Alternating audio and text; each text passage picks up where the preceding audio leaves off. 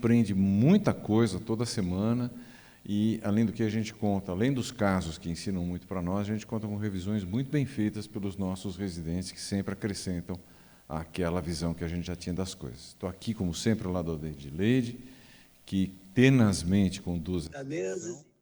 Do meu lado esquerdo temos uma voz do além, e do meu lado esquerdo tem a doutora Líria conduzindo o ecocardiograma, e mais à esquerda, não vou dizer extrema esquerda, porque esse ano de eleição não quero comprometer ninguém, temos o Bruno, da seção de arritmias, aqui do Dante Pazanese.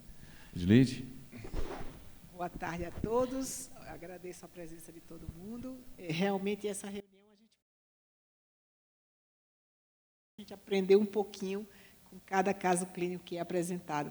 Queria também aqui comentar a presença do Fernando Scolari, que faltou a semana passada, está aqui conosco, já ouvi remotamente, ele está no Canadá, e agradecemos mais uma vez a presença de todos e vamos comentar. A nossa reunião hoje será apresentada e depois debatida pela doutora Jéssica Tolentino, que é a fellow do setor de miocardiopatias, que nos deu a honra de ficar conosco o ano inteiro.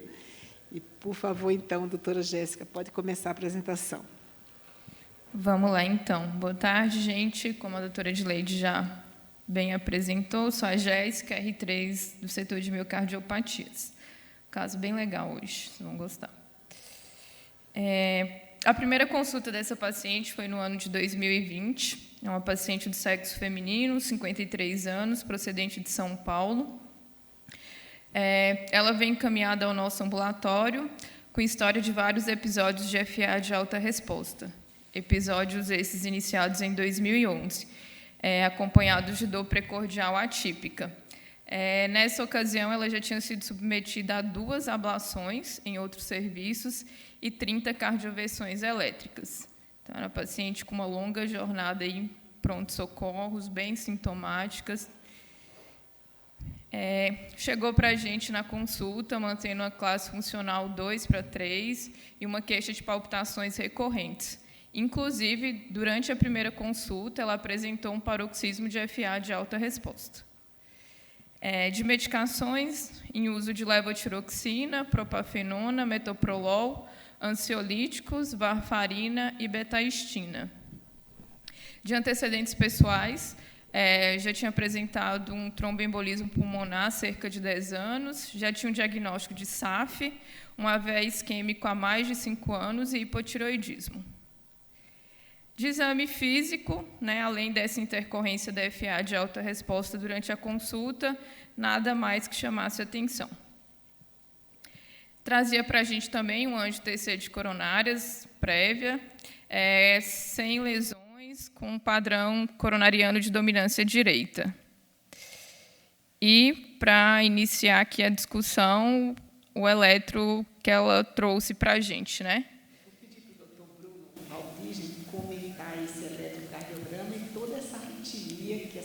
Apresentava praticamente o único quadro da paciente era a arritmia atrial. Por favor, doutor. Volta o eletro, por favor. O eletro chama atenção para o inferior de uma alteração de polarização, segundo a T, parece até bíblica, na verdade, está mais para negativo. E para o lateral também tem uma T relativamente achatada.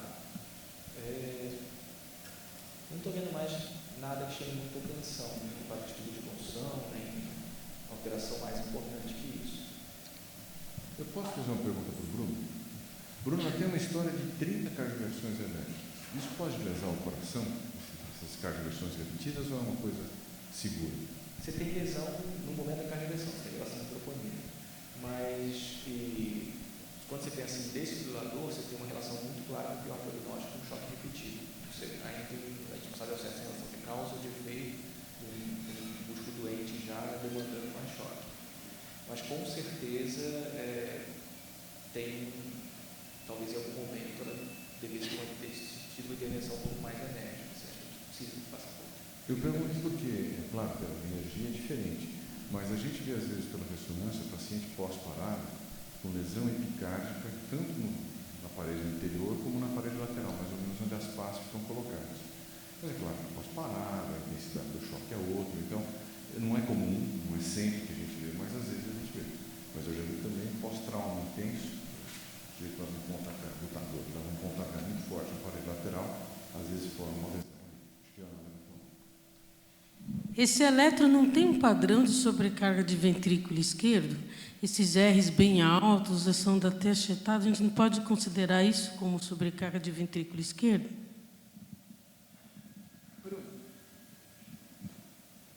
Eu não estou vendo padrão estranho muito clássico. Ele tem realmente ondas bem amplas, paciente. Pode ser um paciente mais magrinho. O eixo não está hiperdeviado para cima. Eu não consigo bater o martelo. Da B, B1, não está com geralmente sobrecarga de ventrículo esquerdo, costuma puxar junto o átrio. O átrio esquerdo costuma também ter um sinal de sofrimento. Então, para mim, assim, pode ter, mas acho que não consegue fechar a critério. Está meio do caminho. Vou perguntar, antes de passar a palavra para o Fernando Scolari, eu pedi para o doutor Gabriel, nosso residente. Quer comentar esse caso, Gabriel? A doutora é uma paciente, eu acho que ela já faz uso também de algumas drogas arritmogênicas, né? A própria propafenona, apesar de estar entrando no contexto de controlar todas essas questões da fibrilação atrial, tudo também é uma droga pró-arritmogênica. Além disso, ela faz uso da levotiroxina por conta do hipotireoidismo. Não sei até que ponto que essas drogas também podem estar associadas a todos esses quadros. Imagino que não sejam só elas, mas imagino que tenha também essa relação com a medicação que ela está fazendo uso. Perfeito. Bons comentários. Doutor Fernando Scolari, quer comentar alguma coisa agora?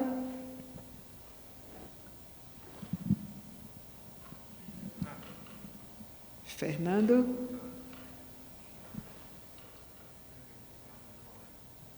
Então, mais tarde, a gente chama o Fernando novamente. Vamos continuar, Jéssica? Tá, dando sequência, ela trouxe para a gente também um eco, esse transesofágico realizado em 2015, né? Com uma aorta de dimensões normais, um átrio esquerdo também normal, uma HVE discreta, né? Um septo de 12 e uma parede posterior de 11. Lembrando que não é uma paciente com histórico de hipertensão. É um diâmetro diastólico do VE de 49 e uma fração de ejeção do VE preservada de 68%. Chamava a atenção também essa descrição de válvula aórtica bicúspide, confusão dos folhetos coronariano direito e esquerdo. Ok, agora temos mais um fator de confusão agora, né? Um 12 de septo, que às vezes a gente sabe que o ecocardiograma às vezes dá essa informação, faz um outro eco, dá 10, né? Uma coisa pequena, e a gente tem aquela dificuldade de você estimar direitinho, de medir com exatidão a espessura do septo. Mas uma válvula aórtica bicúspide, você valorizaria esses achados, Líria? Não, eu sou muito atrapalhada, desculpa. Uma válvula aórtica bicúspide com um aumento da espessura, não sei se não mostrou os gradientes, né? Pensar numa estenose aórtica com aumento da espessura, né? Uma hipertrofia concêntrica reativa, a válvula aórtica bicúspide. Mas, como eu já sei, meio do caso, eu acho que esses folhetos redundantes podem dar uma pista, né? E se ela tiver esse aumento da espessura, sem estenose aórtica, eu acho que também poderia levantar um pouquinho, chamar atenção para algumas causas. E só falando uma coisa, eu acho que a gente que faz eco, a gente tem medo de medir o septo, porque eu vejo isso até pelos residentes, eles medem o septo está mais gordinho, eles vão e medem menor. E a ressonância, acho que inclui o septo do VD, né, que dá uma divergência, mas a minha impressão é que as pessoas têm medo de medir mesmo o septo. Então, eu acho que por isso que tem uma grande diferença também. Tá? Essa é uma observação importante. Existe diferença na medida do septo de um método para outro e existe diferença de uma pessoa para outra.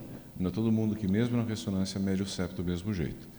Eu já vi de lugares que, no mesmo serviço, o operador A mede um, o outro mede outro. A variabilidade é um pouco menor, mas existe sim.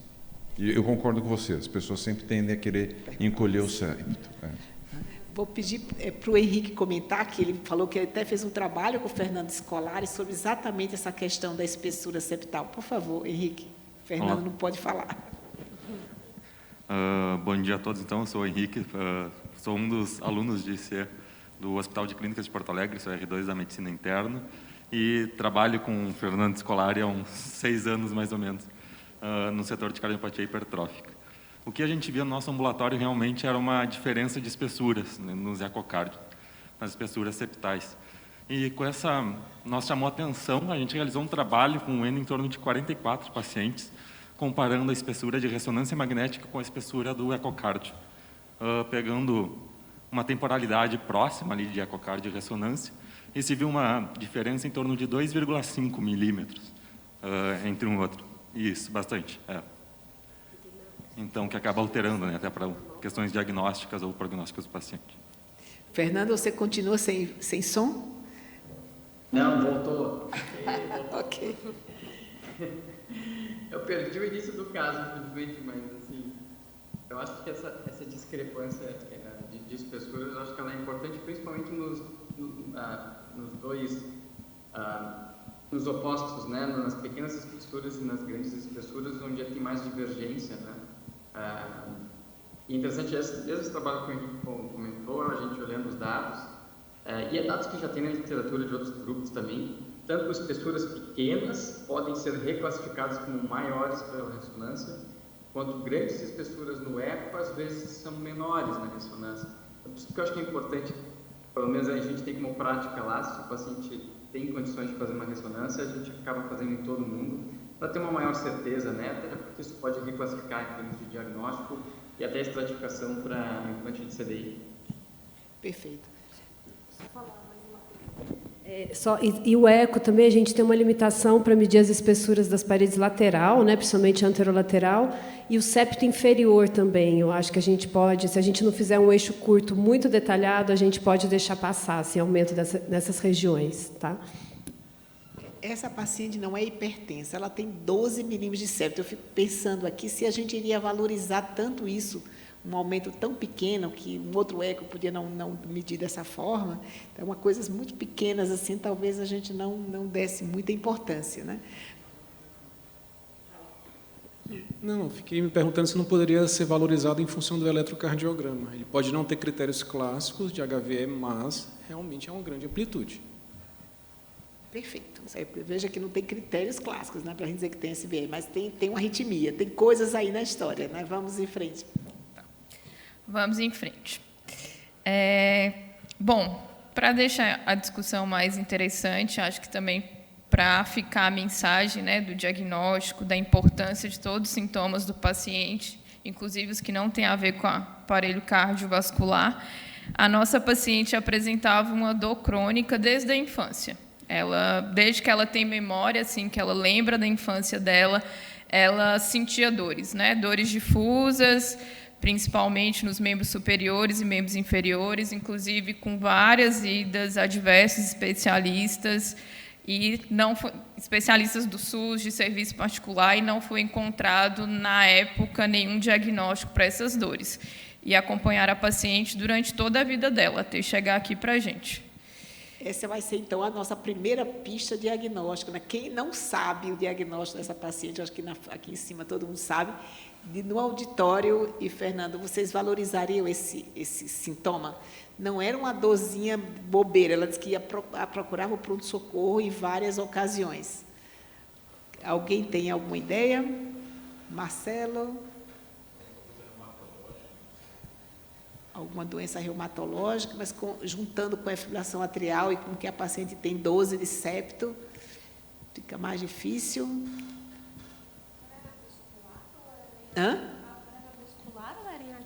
Era uma dor que ela disse que não sabia precisar onde era, mas era mais em pernas e braços, mas era uma dor difusa, mal caracterizada, mas uma dor que em algumas ocasiões era muito intensa. Mas ela não sabia caracterizar muito bem, mas não era articular. Normais. Uhum. E todos os exames laboratoriais normais. A primeira... Quem falou doença de Fabry? A Ana pensou em Fabry. Vamos ver. Vamos ver. Primeira pista não foi tão elucidativa. Vamos à segunda. Tá, próximo. Tá bom. Segunda pista. Segunda pista, acho que saiu um erro aí no slide, mas a gente queria destacar a queixa dela de ausência de suor. Inclusive, ela fala que ia para a academia quando namorava com o marido dela e ele desconfiava, porque ela disse que malhava, fazia exercício físico e não suava. Então, ele questionava se ela realmente estava indo para a academia ou estava indo para outro lugar. Segunda pista. Cardiopatia e separação, é isso? Ela mentia. Depois ela falou que ela tinha sempre essas queixas de dor. O marido, eu cheguei à conclusão que o marido gostava muito dela, né? Que além de mentir com a história da academia, ainda vivia indo para o pronto-socorro. Alguém acha essa pista relevante?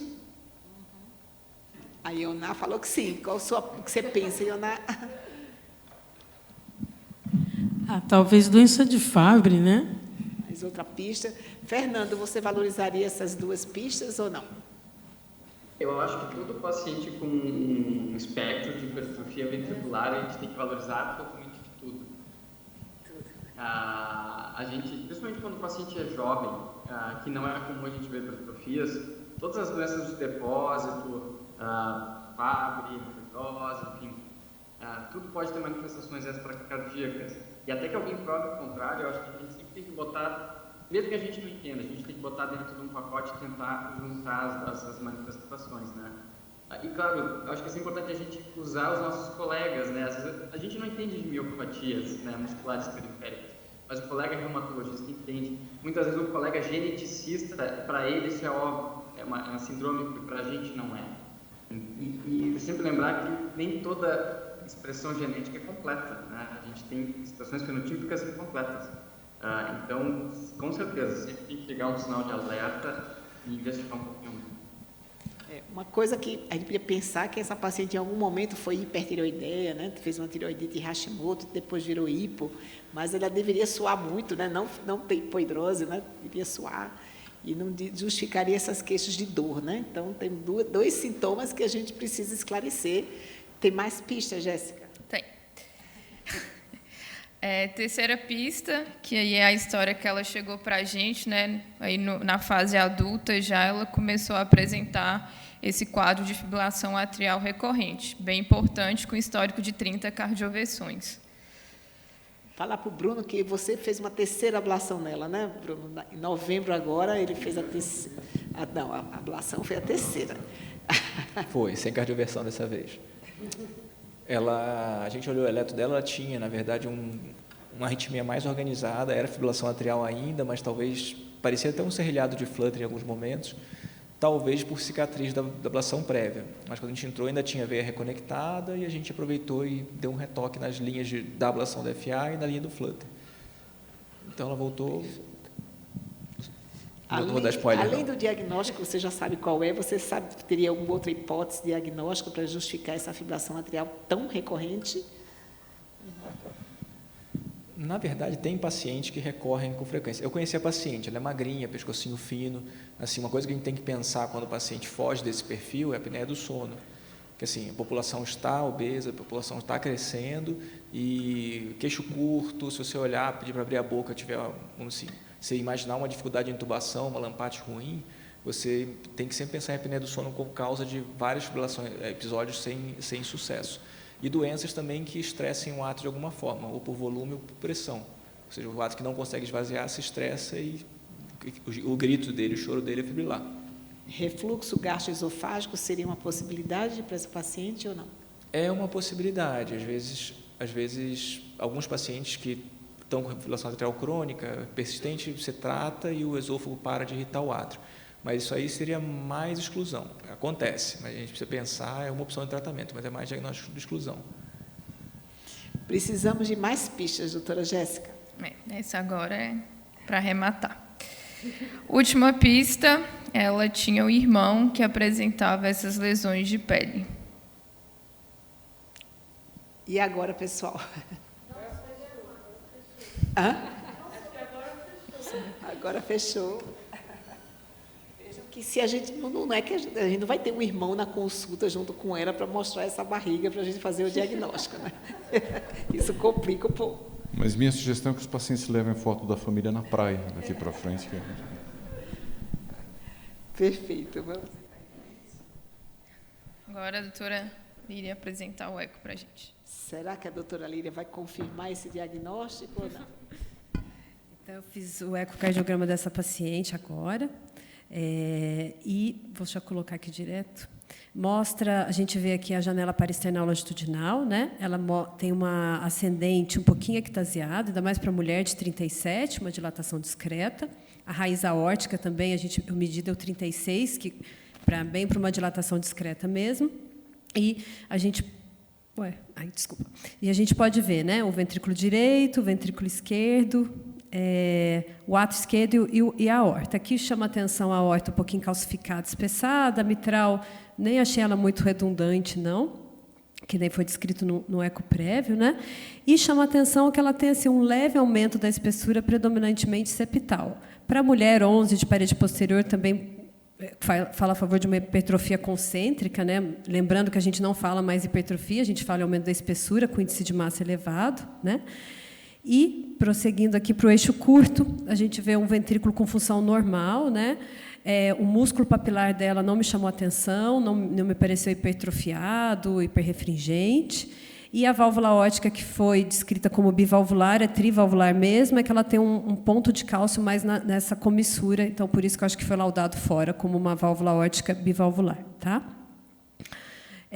O corte parasternal, o ventrículo direito, função preservada, o átrio pequeno, não me chamou a atenção também de aumento da espessura da parede livre, e do ventrículo esquerdo, septo, parede lateral com boa contração, assim, leve aumento da espessura, e o átrio esquerdo com aumento discreto. Tá? Ela chegou a fazer um esofágico aqui com a gente antes da cardioversão, que ela tinha um átrio importante, acredito eu, pela FA. Então, a cardioversão, a ablação foi muito boa para ela, que teve um remodelamento reverso nesse átrio. Tá? Prosseguindo, a parede inferior e a parede aqui inferolateral, parede anteroseptal, não me chamaram a atenção, só mesmo esse aumento da espessura. Talvez uma pequena área hiperecogênica aqui na região endocárdica, que depois eu estou falando isso para frisar um aspecto dessa doença que a gente está suspeitando. Tá?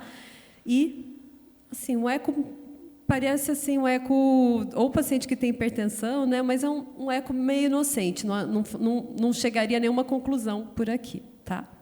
Eu fiz o strain longitudinal deu reduzido, e assim, ela tem uma redução, né, principalmente nesses clarinhos aqui, né, que a gente vê a deformação reduzida do miocárdio, principalmente aqui nessa região anteroseptal e septal, que é onde ela tem um grau um pouquinho maior de hipertrofia, e na parede ferolateral deu -9. Então, assim, quando a gente está pensando nesse diagnóstico, esse achado também chama atenção. Tá? Poderia ser por hipertensão? Poderia ser por hipertensão, sim, porque a hipertensão também pode reduzir a deformação miocárdica dos segmentos basais. Tá? Com a aorta ascendente dilatada, né, um pouquinho, principalmente a porção tubular, cálcio na aorta, tudo isso a gente pode pensar no diagnóstico de uma miocardiopatia hipertensiva também. Tá? Posso falar a pista agora? Posso mostrar o eco dessa doença ou a gente espera um pouquinho? Espera um pouquinho, então, queria passar. Aí depois tem como voltar para esse slide aqui? Tem, ele sabe. Né? Que eu acho que a gente praticamente já pode continuar, Lília, pode continuar. A pessoa já falou de diagnóstico. Então, essa paciente com toda essa história familiar, né, super positiva de doença da família dela toda, o irmão com essas lesões de pele bem característica, a acroparesia, hipohidrose e o aumento discreto da espessura, mais com aumento, e esse strain reduzido na parede do segmento basal da parede posterior, principalmente, que dão dos valores menores, a gente pensa em doença de Fabry. Tá? E o eco, a gente tem alguns achados da doença de Fabry que a gente sempre tem que pensar. Né? O principal deles é o aumento inexplicado da espessura miocárdica. Geralmente, Fabry vai dar um aumento concêntrico, né, difuso das paredes, mas tem relatos até de miocardiopatia hipertrófica apical, simulando uma miocardiopatia hipertrófica apical, tá? Ou até septal assimétrica, tá bom? Esse é o caso de um outro paciente, e aqui chama atenção também, a setinha amarela, um aumento leve da espessura do VD, tá? Que tinha mais coisa aqui para aparecer, por que não apareceu? Não. Eu acho que aqui ficou, mudou, que pena, tinha várias coisas. Aqui também a gente vê a mitral um pouquinho espessada, não está aparecendo aqui As minhas anotações, que estranho. Mas tá bom, vamos lá. Aqui tinha umas anotações que não veio, que coisa. E uma coisa também que é encontrada em 20% a 25% dos pacientes com doença de Fabry é ectasia da aorta ascendente. É um achado assim, que ele fala até nesse artigo que eu li, até de doença avançada, até mais comum em homem, ela é mulher, né? Mas são dilatações discretas, tá? E ele até fala probabilidade assim, para dissecção, eles não têm essa informação. Os refluxos valvares costumam ser discretos. Tem a válvula mitral, ela pode ser espessada e redundante, por isso que eu falei daquele esofágico, tá? É uma pista. Tem um maior espessamento da mitral até do que da aorta, e geralmente vocês vão cursar com refluxos com insuficiência valvar discreta, tá? Sem repercussão. E uma outra coisa que chama bastante atenção, né, é o músculo papilar hipertrófico e hiperrefringente, que é um achado que ele fala também que é bem comum da doença de Fabry. Tá? Um achado ecocardiográfico que fala a gente a pensar na doença de Fabry. Tá? Aqui são fotinhos mostrando, né, os músculos papilares hipertrofiados, mais gordinhos, não sei se vocês conseguem ver. E nesse vídeo aqui que eu passei, deixa eu voltar de novo aqui. A gente pode ver que aqui o músculo papilar anterolateral e aqui o posteromedial. Ele é mais saliente mesmo e mais branquinho. Tá? Então, também essa é uma pista para a doença de Fabry. E a outra pista, que eu acho que quem está estudando, né, for estudar para a prova, ou vai ouvir muito falar do sinal binário para a doença de Fabry. O sinal binário ele é uma compartilização, né, do depósito do glico... Como que fala mesmo o nome do depósito?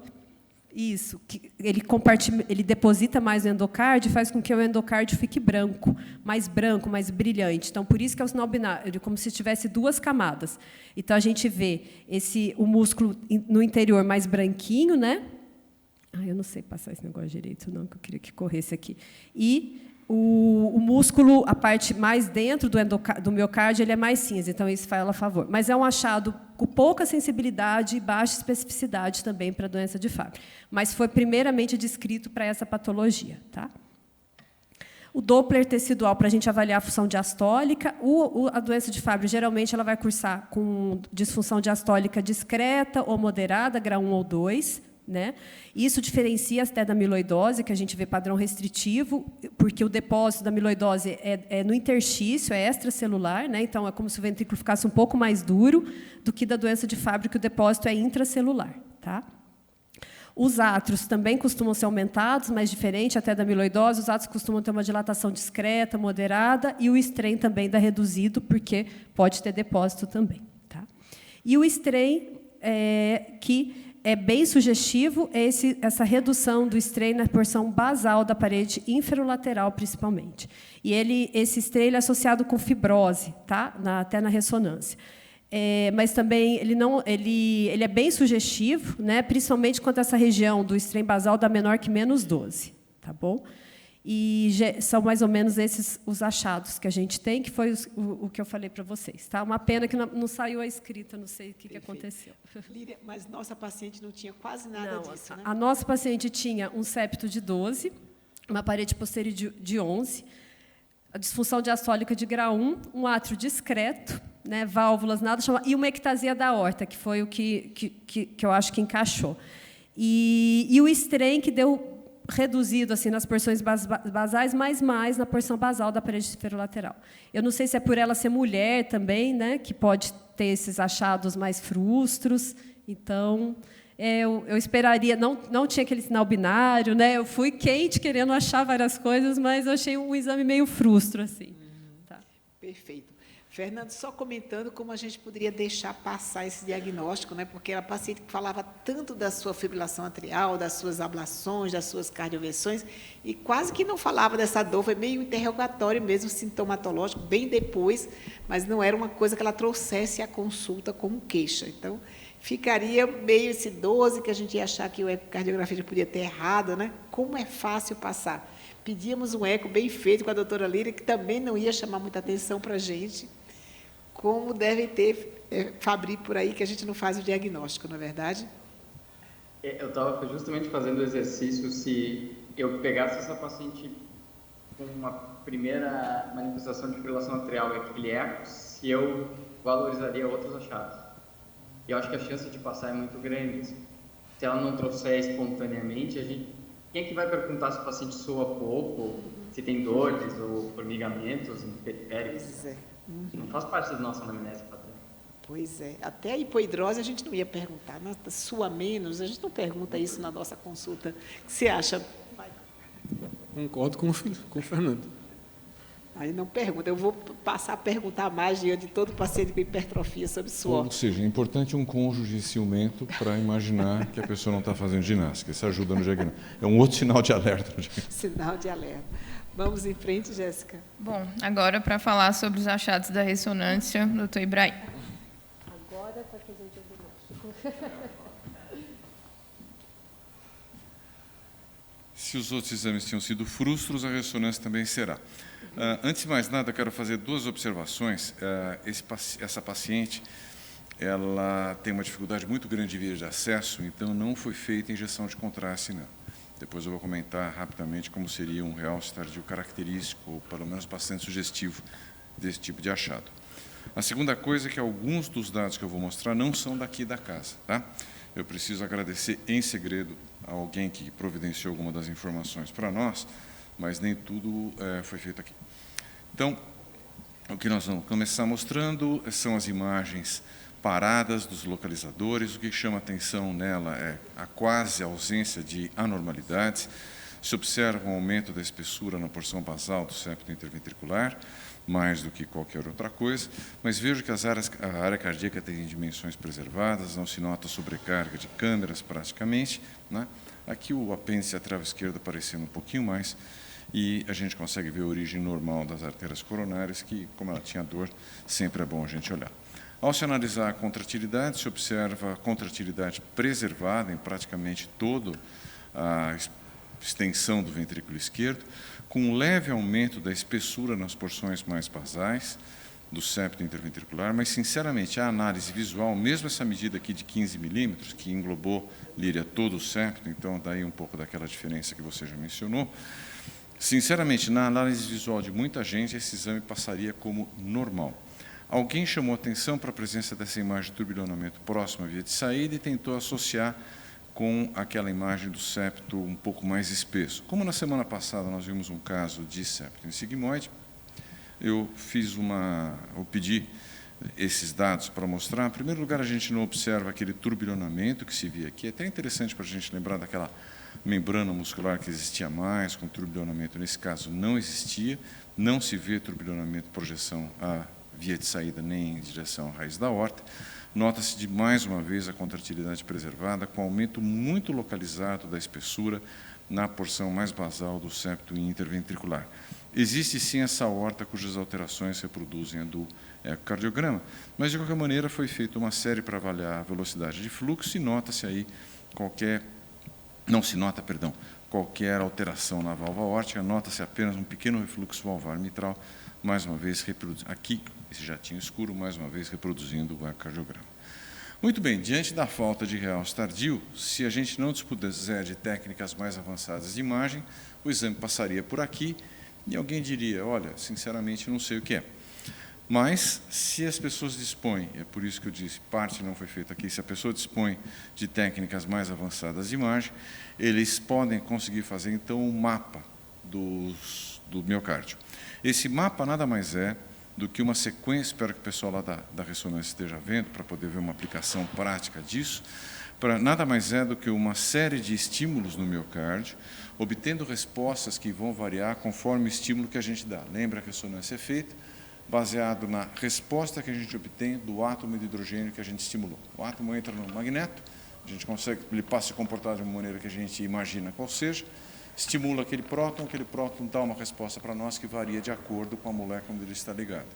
Às vezes, isso dá alterações tão grosseiras que se consegue ver, outras coisas se tem que medir ou fazer mapas paramétricos. Mapa paramétrico nada mais é do que uma palavra bonita para dizer colocar cor naquilo que os olhos não veem, mas o computador mede. Tá? Então, são feitas vários estímulos na área cardíaca que se deseja estudar, e existe uma tradução de cores. A pessoa que fez me disse que aqui o normal seria ter uma cor amarela para o laranja, com alguns pontos vermelhos, muito alto esse mapa seria vermelho, aqui está muito baixo porque ele é azul, e olha que interessante, principalmente naquela região da porção mais basal do septo, exatamente onde tem aquele aumento de espessura mais pronunciado.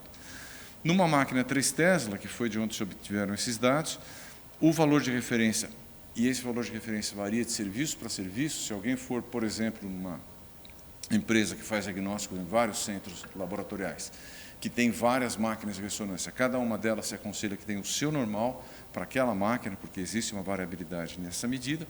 Então, para essa máquina onde foi feita a medida, o normal é de 1.175 a 1.247.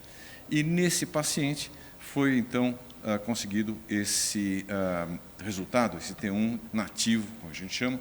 Por que não foi feito o espaço extracelular? Porque o espaço extracelular tem que ser o T1 nativo comparado com o T1 pós-contraste. Como não injetou contraste, só tem o T1 nativo e tem uma faixa de 895, Edileide, bastante baixo, bastante menor que o habitual, especialmente, repito, nessa região do aumento de espessura, provavelmente. E aí sim, é a grande dica diagnóstica que a ressonância dá, porque é uma das poucas entidades em que isso acontece. É uma das poucas entidades que a gente pode ter aumento da espessura com o T1 nativo rebaixado. Então, quando terminou, a gente simplesmente passou essa informação para a Edileide, até porque não teve muito desafio para nós, que a gente já sabia qual era o diagnóstico. Mas a beleza deste exame é que ele reproduziu um achado bastante característico para esses pacientes. Perfeito, mas você matou com mapa T1 nativo, né? É um exame barato, Ibrahim? Ressonância ela é muito barata para quem recebe e muito cara para quem paga, né? Como uma regra geral. Mas ela não, o fato de você fazer ou não fazer o mapa T1 não acrescenta preço à ressonância. O que se aconselha é que ele seja incorporado em todos os relatórios que forem dados. O que acontece é que nem sempre existe uma relação indireta com o preço, que nem sempre ele é disponível na máquina que a pessoa tem. Então, a pessoa geralmente paga mais caro para ter esse software na máquina e ele costuma embutir isso no preço, então sobe um pouquinho o preço da ressonância. Mas nem é um software, claro, né, para a realidade brasileira é um software caro, mas nem é dos mais caros, ele custa $40 mil um software para conseguir o mapa T1, espaço extracelular e o mapa T2. E a gente poderia pedir só o mapa T1? Para esses casos de rastreio, eu acho bastante interessante. Por exemplo, se você estiver rastreando casos, o Fernando deve ver isso lá no Canadá, se você estiver rastreando casos de hipertrofia miocárdica, você vai conseguir distinguir facilmente. Se ele vier absolutamente normal, e repito, para a realidade da máquina em que você fez o exame, né, normal naquela máquina, você pode excluir, por exemplo, cardiomiopatia hipertrófica naquele familiar que você está rastreando. Se ele vier muito baixo, você já tem uma dica muito forte de Fabry. Se ele vier alto, você já pode pensar. Então, para rastreio, até sugerir, tem alguns artigos mais recentes que sugerem que se faça o rastreio com o exame sem contraste. Faz a volumetria, faz a medida da massa, a medida da velocidade, como eu mostrei, é sem contraste, e faz o mapa T1 no final. E o custo disso? Não, então, acaba saindo um pouquinho mais barato do que uma ressonância normal, porque você não vai usar o contraste. O contraste de ressonância é mais caro que o contraste da toma. Perfeito. Continuando, doutora Jéssica. Bom, continuando, só para destacar, né, que a gente está vendo aqui o caso de forma retrospectiva, né, mas o diagnóstico da nossa paciente começou com base na história familiar dela, né? E a primeira pessoa que foi, né, diagnosticada com achado sugestivo da doença de Fabry foi a filha. Durante uma avaliação oftalmológica de rotina, aos 18 anos, um oftalmologista brilhante viu que a filha tinha córnea verticillata. E aí começou toda a investigação familiar da nossa paciente. Então, aí, após o diagnóstico da filha com córnea verticillata, foi investigada a mãe, né, que é a nossa paciente, que teve investigação positiva para a doença de Fabry. O filho, né, o irmão da filha da paciente, não era acometido. Depois disso, né, foi visto também que o irmão já tinha um histórico também de fibrilação atrial, já tinha aquelas lesões de pele, e aos 50 anos também foi diagnosticado. E geração passada, né, as tias da paciente também já tinham histórico, inclusive uma delas tinha uma internação prévia aqui no Dante, com histórico de implante de marca-passo por um BAVT, na época ainda sem diagnóstico da doença de Fabry, mas após após esse caso, também foi diagnosticado, né, as 3 irmãs com diagnóstico também de doença de Fabry. Agora ficou fácil, né? Paciente com história de FA recorrente, sinais de sobrecarga de ventrículo esquerdo incipiente no eletro, com alteração de repolarização ínfero-lateral, história familiar bem positiva, e esse discreto aumento de espessura do VE levou ao diagnóstico de Fabry. Foi confirmado, né, esse diagnóstico através do teste genético, né, lembrando que é uma doença hereditária associada ao X. Então, foi vista a mutação aí no gene GLA e também feita a dosagem enzimática, aliás, a dosagem do liso-GB3, que, por causa da deficiência enzimática, estava aumentada aqui no exame da nossa paciente. Então, confirmado o diagnóstico genético de doença de Fabry. O desfecho do caso, a paciente, né, iniciou reposição enzimática quinzenal. Na sequência, foi realizada aqui uma terceira ablação, em 21 de outubro. Ela retornou para a consulta com a gente em 26 de março, e aí com melhora importante dos sintomas, mantendo classe funcional 1, sem recorrências daquelas palpitações limitantes, e com queixa apenas de parestesias em membros superiores e membros inferiores. É isso, agora só um resumo sobre a doença de Fabry, para a gente não esquecer dos detalhes. Perfeito. É verdade. Eu só queria fazer uma pergunta, se alguém sabe me responder, por que essa paciente tem tão pouca HVE na idade de 50 anos de idade? A gente esperaria bem mais, né? Porque é uma doença que vai depositando muito ao longo do tempo. Por que ela tem tão pouca HVE? Vamos mudar o nome para aumento de espessura septal, né? Aumento de espessura e não hipertrofia, apesar de que na doença de Fabry o depósito é lisossomal e as células aumentam de tamanho realmente, né? Existe, por né? isso que dá aumento do QRS, né? Dos metabólitos que não são quebrados pela falta, então, da alfa-gal, né? Acho que é isso.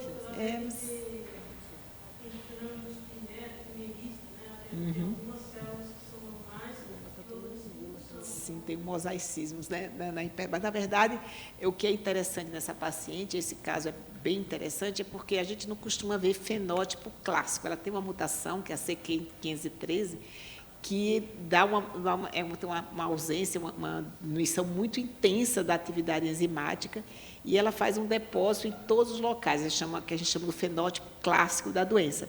Então, tem dois fenótipos principais de Fabry, o fenótipo clássico e o fenótipo tardio, que acontece nos 40 anos de idade, com um quadro bem semelhante à cardiomiopatia hipertrófica, mas com muita HVE. Geralmente, nos 40 anos de idade, você tem uma espessura bem aumentada, mas ou é uma variante cardíaca ou é uma variante renal, né, pode ter insuficiência renal sem causa, e geralmente não há aqueles sinais, aqueles sintomas da doença clássica, que são a dor em extremidades, a hipoidrose, que são sintomas bem típicos do fenótipo clássico.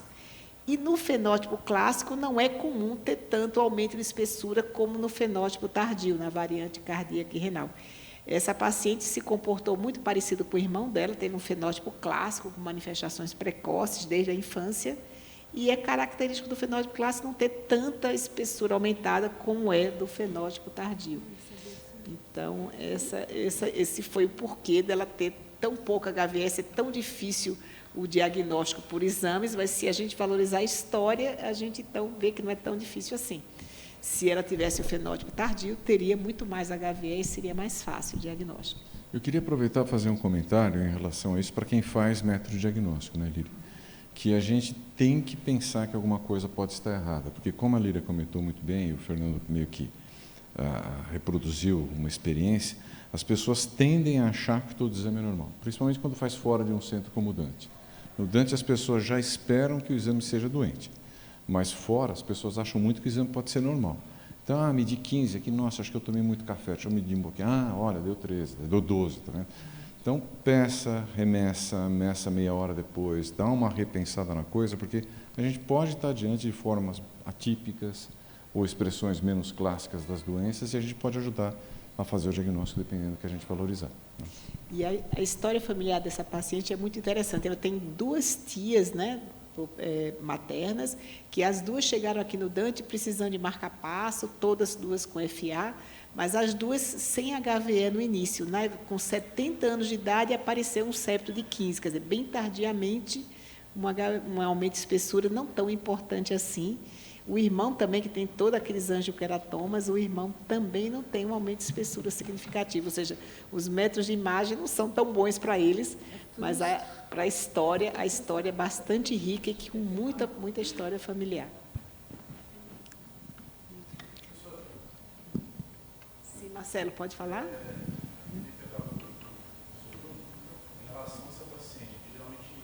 Microfone, Marcelo, por favor, microfone.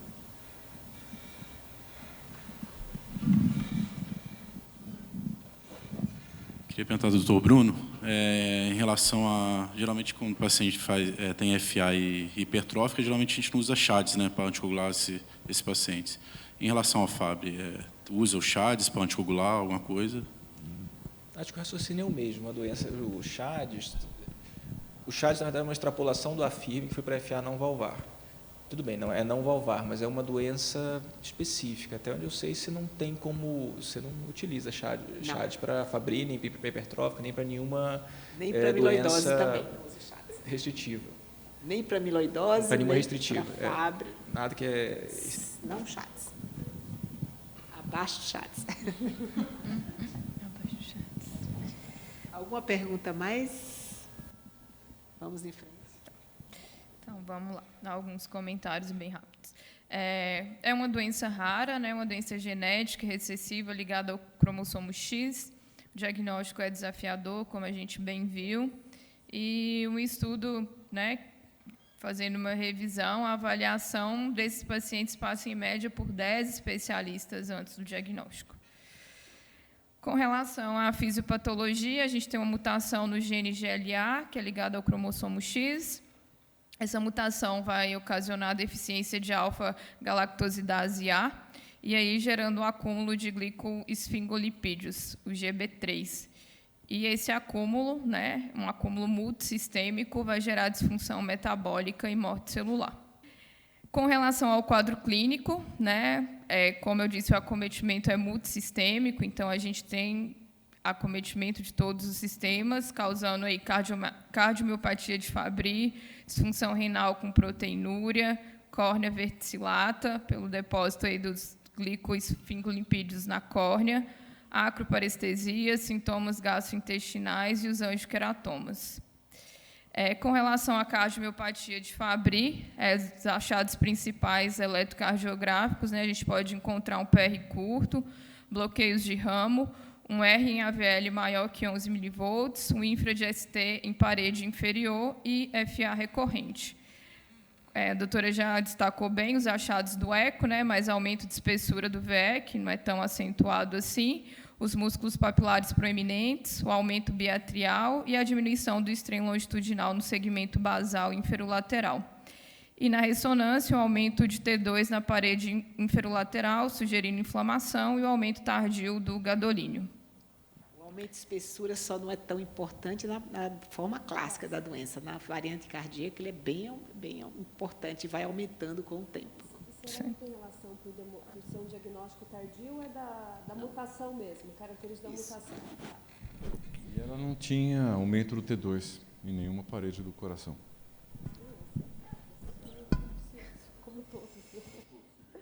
Aqui, só para a gente destacar aqui em relação aos achados do eletro, né, quando a gente está diante de um fenótipo de cardiomiopatia hipertrófica, se a gente exclui baixa voltagem e onda Q em parede inferior, a gente vai avaliar possíveis achados da doença de Fabry, né? O intervalo PR curto, menor que 120 milissegundos, vai pontuar 1 ponto.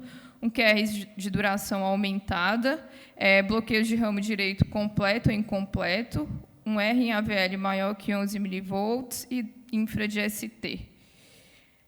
Lembrando que, se a gente tiver mais que 2 pontos, é provável o diagnóstico, se a gente tiver menos que 2, improvável.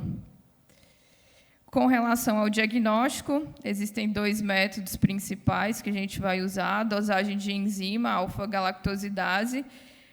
A gente utiliza esse exame só nos pacientes do sexo masculino. Por ser ligado ao X, as mulheres, então, vai ter alguma expressão da enzima, né? Então, essa dosagem não é realizada nas mulheres. E, no caso dos homens acometidos, essa enzima vai ser ausente ou menor do que o valor de referência do laboratório. Lembrando que, se eu tenho a dosagem de enzima ausente ou menor que o valor de referência no homem, eu vou confirmar com teste genético. Na mulher, a gente não abre mão dessa dosagem, vai direto para o teste genético, através do sequenciamento do gene GLA. Com relação ao tratamento, importante o diagnóstico é ter um tratamento que muda a evolução da doença, que é a terapia de reposição enzimática, realizada a cada 15 dias, que, inclusive, a nossa paciente faz uso. Tem um tratamento com chaperones, quando a mutação é mais amena, mas na forma clássica, que é o caso da doença, é reposição enzimática, com certeza. O chaperone é o quê, doutora? O chaperone que a senhora falou. É um medicamento que vai ajudar a atividade enzimática a aumentar, né? E é isso.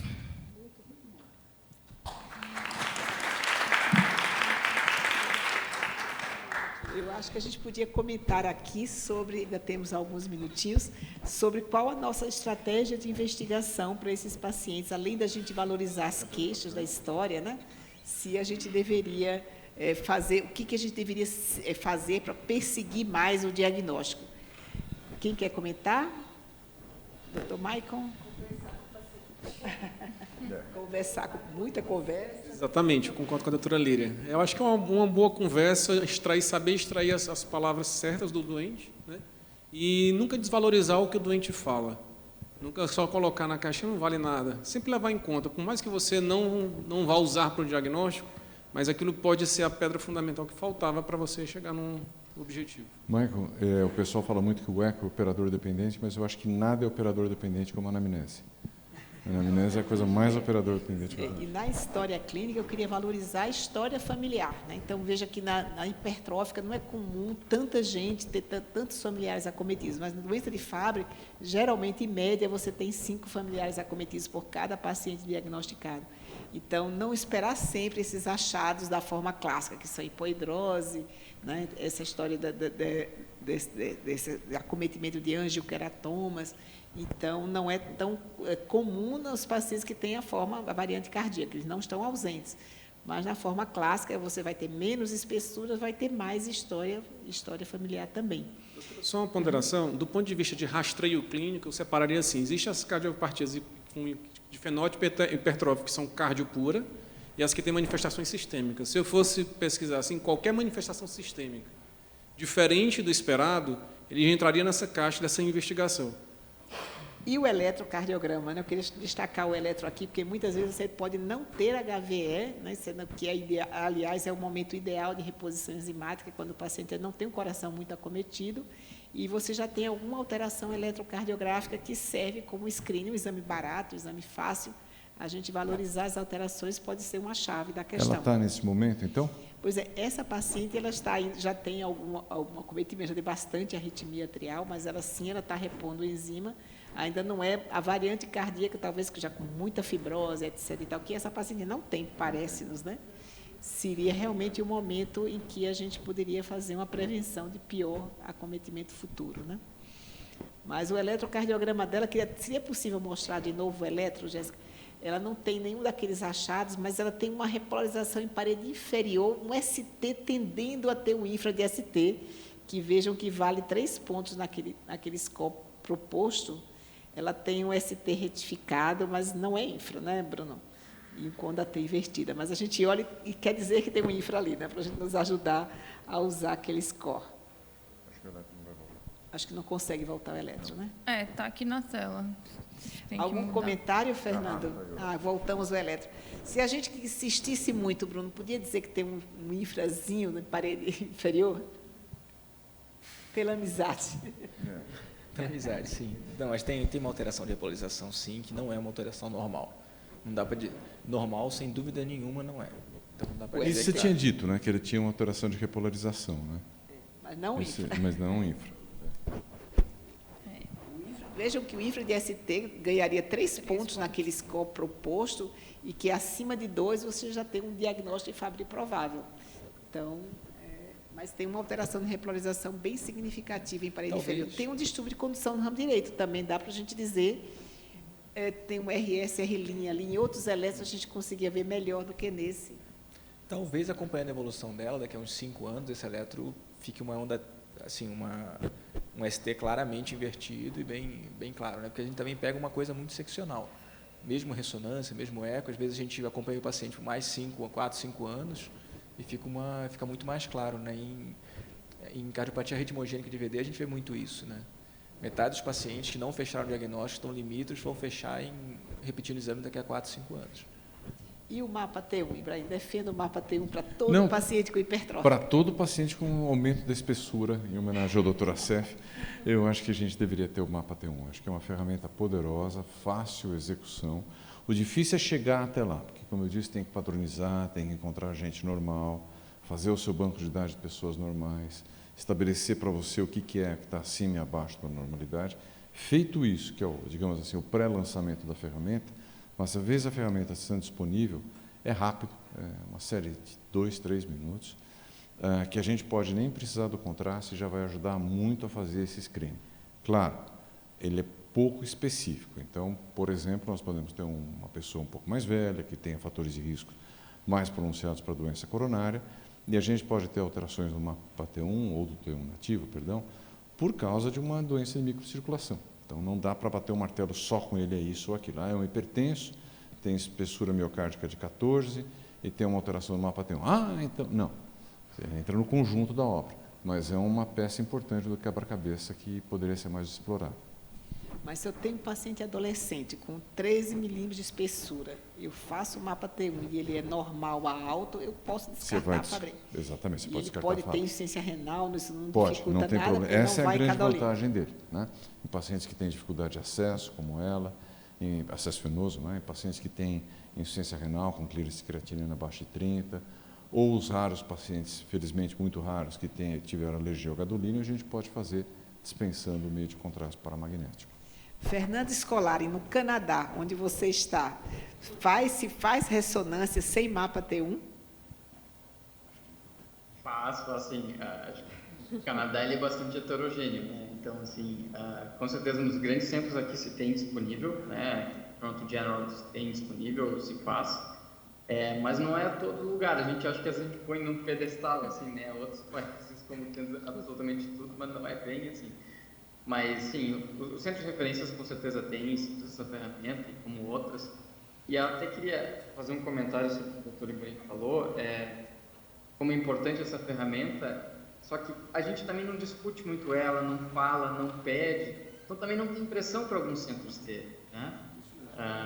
Se a gente está pedindo, está discutindo, está trazendo, às vezes, em congressos, em qualquer outro meeting, assim, acaba gerando uma pressão para que a gente use e entenda mais essa ferramenta, né? Tem uma outra utilidade que eu acho bem importante, que tem alguns trabalhos escrevendo como o mapa T1, auxiliando no diagnóstico diferencial da hipertrofia, da hipertensão, da hipertrofia da hipertrófica. Em muitos casos que a gente fica em dúvida, né, de hipertrofias limítrofes, o paciente é hipertenso, é mais velho, e a gente não consegue fazer o diagnóstico com outra ferramenta, né? E o mapa T1 poderia auxiliar também, até com uma aplicação maior do que apenas para rastreio de Fabry. Mas a gente tem que pedir, né? Senão